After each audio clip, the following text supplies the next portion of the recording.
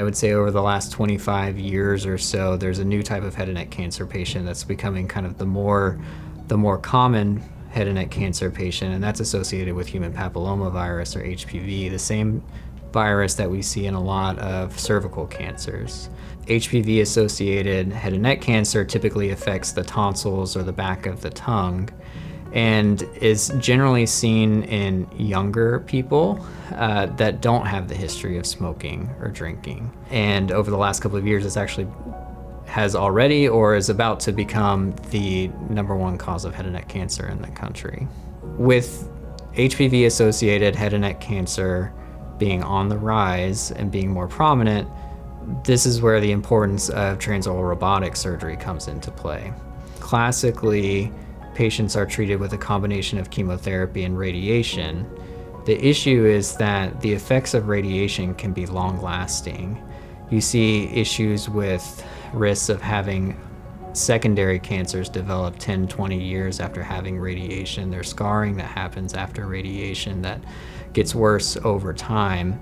However, with transoral robotic surgery, the advantage is that we can reduce the dose of radiation afterwards, maybe even avoid radiation in some settings, even avoid chemotherapy afterwards.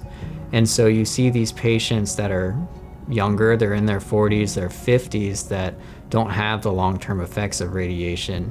And the literature would say that this doesn't compromise their survival outcomes afterwards, which is the most important thing. With transoral robotic surgery for HPV-associated head and neck cancer, it depends on the size of the cancer, whether any sort of lymph nodes are involved. The benefit of TORS is that we get an accurate staging of your cancer because typically we're removing the cancer that might have started at your tonsil or the back of your tongue.